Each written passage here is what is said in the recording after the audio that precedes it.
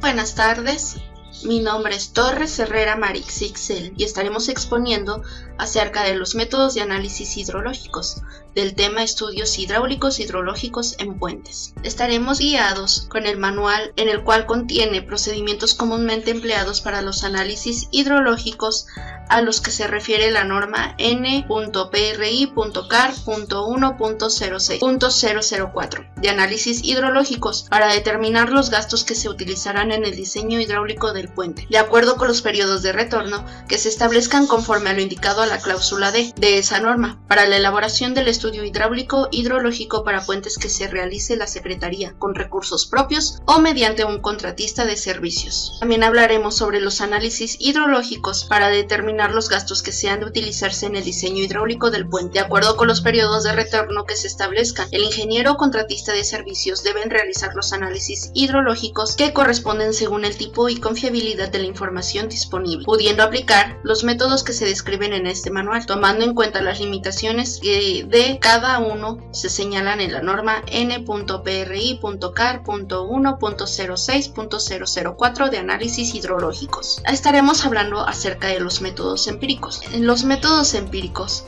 son los que se han desarrollado por medio de la correlación múltiple y se emplean para obtener una idea preliminar sobre el gasto de diseño, o bien cuando no se conocen las características de la precipitación en la zona correspondiente a la cuenca en estudio, ya que en la zona corresponde a la cuenca en estudio. En ellos intervienen como variables únicamente las características físicas de la cuenca. Por mencionar algunos métodos tenemos a Krager, Lowry, envolventes de gastos máximos de la República Mexicana, etc. Estaremos hablando sobre los métodos empíricos como un modelo de investigación científica basada en la experiencia que permite al investigador descubrir características y relaciones del fenómeno estudiado. Aplica la lógica empírica que establece las relaciones entre objetos y fenómenos a través de la observación. Existen tres tipos de métodos empíricos según la forma de analizar los datos, en el cual tenemos el método experimental, el método de la observación científica y el método de la medición. En este manual estaremos hablando acerca del método de Krager, en el cual se emplea para obtener una idea preliminar de los gastos máximos, o bien cuando no se conocen las características de la precipitación en la zona correspondiente a la cuenca en estudio, ya que en él intervienen como variable únicamente las características físicas de la cuenca. Esta se basa en la asociación gráfica de los gastos máximos por unidad de área con diferentes periodos de retorno. Para la obtención de nuestra fórmula, Krager graficó los gastos máximos por unidad de área observados en la cuenca de todo el mundo contra el área misma de las cuencas.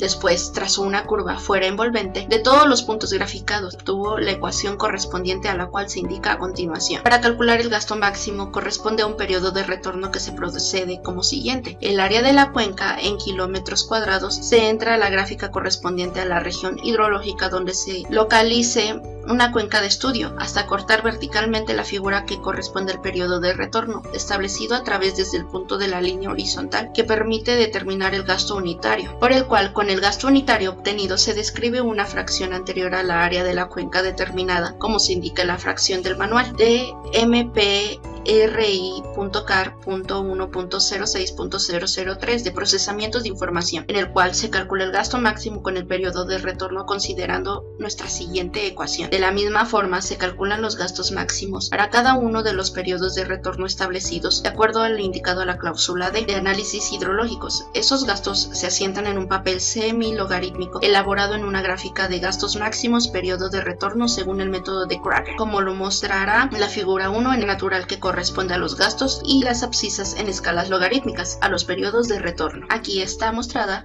la tabla de gastos máximos de periodos de retorno según el método de Krager. Posteriormente hablaremos sobre los métodos semiempíricos. Debemos entender que estos métodos son similares a los empíricos, pero se han de intervenir además las intensidades de las lluvias en las relaciones que se definen el gasto máximo. Los métodos más utilizados por la Secretaría de Comunicaciones y Transportes son el método racional, Bentechow y Hort. Estos métodos arrojan resultados más confiables que los métodos empíricos. Si la respuesta de la cuenca a una precipitación es rápida, deben emplearse siempre que se disponga de información sobre las precipitaciones del estudio. Como lo antes mostrado, tenemos los métodos semiempíricos más comúnmente utilizados, como el método racional, método Horton y método de Chow. Hablaremos sobre el método en el cual se calcula el tiempo en N concentración, que es el tiempo requerido para que el agua escurra desde el punto más lejano de la cuenca hasta el sitio donde se construirá el punto, mediante la fórmula de Kippridge. Posteriormente Finalmente pasamos a hablar sobre el método de Hort. Para calcular este método de gastos corresponde a un periodo de retorno que se procede como el siguiente: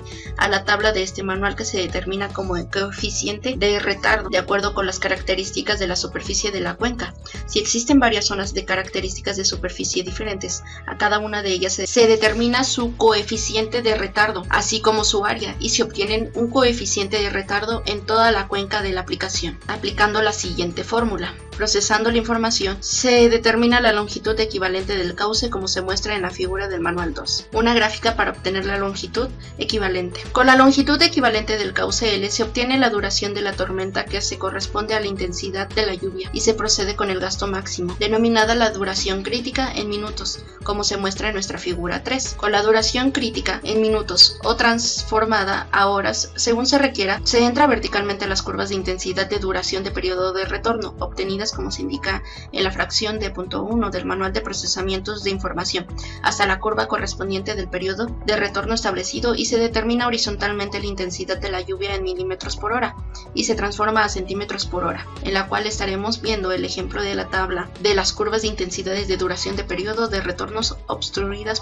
a partir de isoyetas. Después también tenemos los valores de coeficientes de infiltración, y pasaremos a determinar el coeficiente de infiltración en centímetros por hora de acuerdo con los suelos de las características de la superficie de la cuenca. Si existen varias zonas con suelos y características de superficies diferentes, para cada una de ellas se determina su coeficiente de infiltración, así como su área, y se obtiene el coeficiente de infiltración de toda la cuenca aplicando nuestra siguiente fórmula. Los valores de coeficientes de infiltración indicados en nuestra tabla son para suelos sueltos. Para compactos se decrece de un 25 a un 75% dependiendo del grado de compactación del tipo de suelo.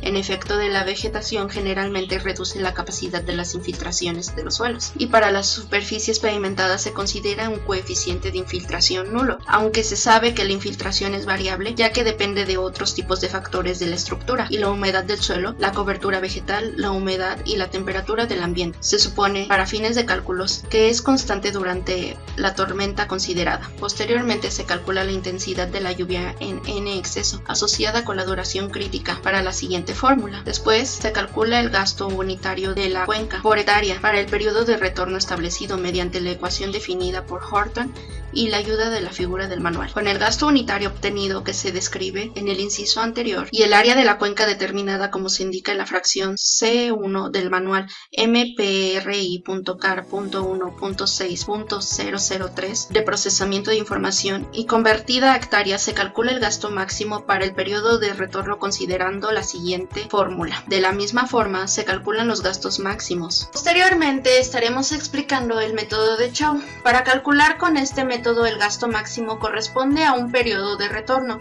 Se procede como el siguiente. Dependiendo de las características del suelo de la cuenca en estudio, este se clasifica dentro de alguno de los siguientes tipos. El tipo A es el suelo con potencia en escurrimiento mínimo.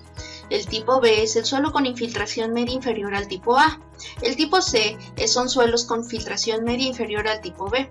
Y el tipo D son suelos con potencial de escurrimiento máximo. Según el tipo de suelo y de acuerdo con las características de la superficie de la cuenca, en la tabla se determina el número de escurrimiento. Si existen varias zonas con suelos de diferentes tipos, para una de ellas se determina su número de escurrimiento, así como su área, y se obtiene el número de escurrimiento de toda la cuenca aplicando la siguiente fórmula. Teniendo estos datos se determina el exceso de PE con la siguiente fórmula, o con la cual se ayuda en la siguiente tabla, de la relación en la altura de precipitación y la precipitación en exceso, para diferentes números de escurrimientos. Se calcula la altura de precipitación, que corresponde a la intensidad de la lluvia determinada como se indica en el inciso anterior, implicando a esta la duración de la tormenta seleccionada, y se transforma a centímetros. Se determina el factor de escurrimiento en centímetros sobre hora con la siguiente ecuación, y se calcula el tiempo de retraso mediante la siguiente fórmula o con la ayuda de la tabla, determinando el tiempo de retraso en TR, obteniendo una vez TR del factor de reducción de pico Z, o en la fórmula tenemos que con la longitud del cauce principal convertida a metros y su pendiente media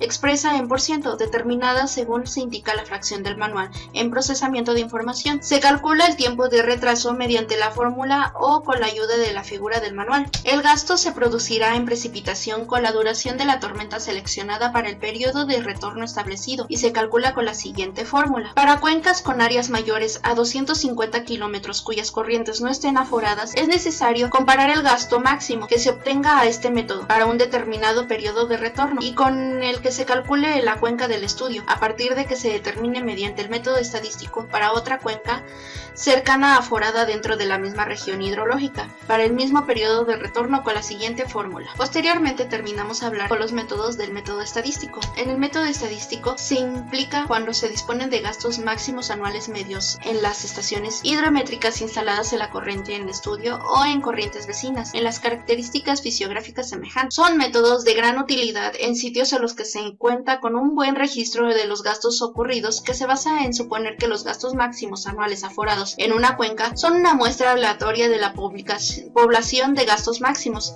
Existen algunos métodos que se aplican en la actualidad, como son distribución de probabilidad Gumbel, Nash, Leavitt y Pearson o Long Pearson 3. Espero este video les haya ayudado mucho. Muchas gracias por verlo.